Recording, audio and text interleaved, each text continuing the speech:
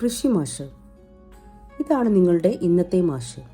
അദ്ദേഹം എല്ലാം നേരിട്ട് കാണിച്ചു പഠിപ്പിക്കാൻ പോവുക. മാസ്റ്റർ പുതിയ അധ്യാപകനെ പരിചയപ്പെടുത്തി. ടോട്ടാച്ചൻ പുത്തൻ മാഷെ ശ്രദ്ധാപൂർവം നോക്കിക്കണ്ടു. ഒരു അധ്യാപകന് ചേർന്ന മട്ടിലേ അല്ല അദ്ദേഹത്തിൻ്റെ വസ്ത്രധാരണം. ഒറ്റ നോട്ടത്തിൽ തന്നെ അത് വ്യക്തമായിരുന്നു. ബനിയന് മുകളിൽ മുഷിഞ്ഞ മുറിക്കയ്യൻ ഷർട്ട്, നെക്ടൈയുടെ സ്ഥാനത്ത് കഴുത്തിലൂടെ ചുറ്റിയിട്ടിരിക്കുന്ന ഒരു തോർത്ത്, കാലിനോട് പറ്റിച്ചേർന്ന നരയൻ നീല ട്രൗസർ അവിടെ ഇവിടെയായി കീറിയിട്ടുമുണ്ട്. ഷൂസിന് പകരം അദ്ദേഹം ധരിച്ചിരിക്കുന്നത് പണിക്കാരുടേതുപോലെ അടിവശത്ത് റബ്ബർ പതിപ്പിച്ച ഇടുങ്ങിയ നാടൻ കാലുറകളാണ്. തലയിൽ തീർത്തും പഴകിപ്പൊളിഞ്ഞ ഒരു വൈക്കോൽ തൊപ്പിയും. കുട്ടികളെല്ലാം കുഹോൻബർസു ക്ഷേത്രത്തിനടുത്തുള്ള കുളക്കരയിൽ കൂട്ടം കൂടി നിൽക്കുകയായിരുന്നു. ഈ മാഷെ മുമ്പ് കണ്ടിട്ടുണ്ടല്ലോ. ഒന്നുകൂടി ശ്രദ്ധിച്ചു നോക്കിയപ്പോൾ കൊച്ചു ടോട്ടോയ്ക്ക് സംശയമായി. പക്ഷേ ഇവിടെ വെച്ച് അവൾ അത്ഭുതപ്പെട്ടു. വേലേറ്റ് കരുവാളിച്ച് ചുളിവുകൾ വീണ മുഖം, അരയിൽ ബെൽറ്റ് പോലെ മുറുക്കി കെട്ടിയിട്ടിരിക്കുന്ന ചരടും അതിൽ ഞാണുകിടക്കുന്ന നീളൻ പുകക്കുഴലും എല്ലാം മുമ്പ് എവിടെയോ കണ്ടിട്ടുള്ളതുപോലെ. പൊടുന്നനെ അവൾക്ക് ഓർമ്മ വന്നു. നീർച്ചാലിനടുത്തെ പാടത്തിൽ കൃഷിപ്പണി ചെയ്യുന്ന ആളല്ലേ? ഉത്സാഹപൂർവ്വം അവൾ ചോദിച്ചു. ഉവ്. മുഖം ചുളിച്ച് പല്ല് പുറത്തു കാട്ടി ചിരിച്ചുകൊണ്ട് അധ്യാപകൻ പറഞ്ഞു. കുഹോൻബർസുവിലേക്ക് നടക്കാനിറങ്ങുമ്പോഴൊക്കെ നിങ്ങൾ അതുവഴിയെ പോവാറല്ലേ? നിറയെ കടുകൻ പൂക്കളുള്ള പാടമില്ലേ? അതെൻ്റെ പാടാ. ഹായ്, അപ്പോൾ നിങ്ങൾ ഞങ്ങളുടെ ഇന്നത്തെ മാഷാവാൻ പോണു. തെല്ലമ്പരപ്പോടെ കുട്ടികൾ ആർത്തു വിളിച്ചു. ഏയ് അല്ലല്ല. കൈ നിഷേധഭാവത്തിൽ ചലിപ്പിച്ച് തെല്ല് ജാളിതയോടെ അദ്ദേഹം പറഞ്ഞു. ഞാൻ മാഷൊന്നല്ല, ഒരു വെറും കൃഷിക്കാരൻ. പിന്നെ നിങ്ങളുടെ ഹെഡ് മാസ്റ്റർ വിളിച്ചുകൊണ്ട് വന്നു, അത്രയുള്ളൂ. അല്ലല്ല, ഇദ്ദേഹമാണ് നിങ്ങളുടെ കൃഷി അധ്യാപകൻ, തൊട്ടടുത്ത് തന്നെ ഉണ്ടായിരുന്ന മാസ്റ്റർ പറഞ്ഞു. വയലിൽ കൃഷി ഇറക്കുന്നത് എങ്ങനെയാണെന്ന് നിങ്ങളെ പഠിപ്പിക്കാമെന്ന് ഇദ്ദേഹം അനുകമ്പാപൂർവ്വം സമ്മതിച്ചു. അതായത് റൊട്ടി ഉണ്ടാക്കുന്നത് പഠിപ്പിക്കാൻ ഒരു റൊട്ടിക്കാരനെ തന്നെ കിട്ടുമെന്ന് വിചാരിക്കുക, അതുപോലെ. മാസ്റ്റർ അധ്യാപകനോടായി പറഞ്ഞു. നമുക്ക് തുടങ്ങാം. എന്താ ചെയ്യേണ്ടതെന്ന് കുട്ടികൾക്ക് പറഞ്ഞു കൊടുത്തോളൂ.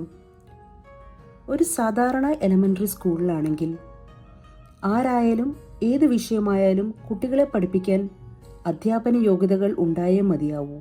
പക്ഷേ കൊബായാഷി മാസ്റ്റർ ഇത്തരം കാര്യങ്ങൾ ആലോചിച്ച് തല പുണ്ണാക്കാറില്ല. കാര്യങ്ങൾ നേരിട്ട് കണ്ടു പഠിക്കുന്നതാണ് കുട്ടികളെ സംബന്ധിച്ചിടത്തോളം പ്രധാനമെന്ന് അദ്ദേഹം കരുതി. അപ്പോൾ തുടങ്ങാല്ലേ?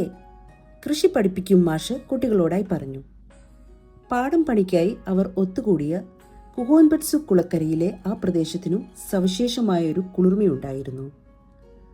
തടാകത്തിനു മുകളിൽ വൃക്ഷത്തലപ്പുകൾ തണൽ വീശി നിൽക്കുന്ന പ്രശാന്തമായ ഒരിടം. കൈക്കോട്ട്, മൺകോരി തുടങ്ങിയ കുട്ടികൾക്കാവശ്യമായ പണിയായുധങ്ങൾ ശേഖരിച്ചു വെക്കുന്നതിനായി തീവണ്ടി മുറിയുടെ ഒരു കഷ്ണം മാസ്റ്റർ നേരത്തെ തന്നെ അവിടെ സ്ഥാപിച്ചിരുന്നു. കൃഷിക്കായി തെരഞ്ഞെടുത്തിരുന്ന ഭൂമിയുടെ ഒത്തമധ്യത്ത് ആ കുഞ്ഞു തീവണ്ടി നിശ്ചലം കിടന്നു. കൃഷി മാഷിന്റെ നിർദ്ദേശപ്രകാരം കുട്ടികൾ തീവണ്ടി മുറിക്കുള്ളിൽ കയറി കൈക്കോട്ടുകളും മറ്റും പുറത്തെടുത്തു. ആദ്യം കള പറിക്കലാണ്. അവർ ജോലി ആരംഭിച്ചു. കളകളെ സംബന്ധിച്ച എല്ലാ കാര്യങ്ങളും മാഷ് കുട്ടികൾക്ക് പറഞ്ഞു കൊടുത്തു.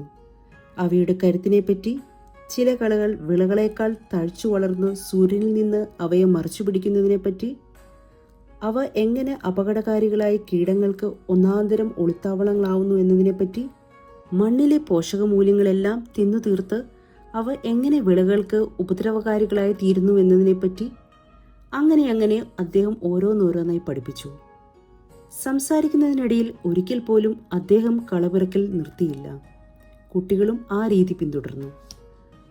തുടർന്ന് നിലം കിളച്ചു മറക്കേണ്ടത് എങ്ങനെയാണെന്ന് മാഷ് അവർക്ക് കാട്ടിക്കൊടുത്തു. ഉഴവുചാലുകൾ കീറുന്ന രീതി, രാസവളം തളിക്കേണ്ട രീതി തുടങ്ങി പാടത്ത് ചെയ്യേണ്ടതിന് അറിഞ്ഞിരിക്കേണ്ടത് എല്ലാ കാര്യങ്ങളും ക്രമത്തിൽ അദ്ദേഹം വിശദീകരിച്ചു. ഒപ്പം അവയൊക്കെയും ചെയ്തു കാണിക്കുകയും ചെയ്തു. ഒരു കുഞ്ഞു പാമ്പ് തല പുറത്തേക്കിട്ടു. മുതിർന്ന കുട്ടികളിൽ ഒരാളായ താച്ചാൻ നിന്നിരുന്നതിന് തൊട്ടടുത്ത്. കൃഷിക്കാരൻ മാഷ് അവനെ സമാശ്വസിപ്പിച്ചു. പേടിക്കണ്ടട്ടോ, ഇവിടുള്ള പാമ്പുകൾക്ക് വിഷയില്ല. നമ്മൾ അങ്ങോട്ട് ഉപദ്രവിക്കാതിരുന്നാൽ അതൊന്നും ചെയ്യില്ല. പാടത്ത് കൃഷി ഇറക്കാൻ പഠിപ്പിക്കുന്നതിനിടയിൽ രസകരമായ പലതും അദ്ദേഹം അവർക്ക് പറഞ്ഞു കൊടുത്തു.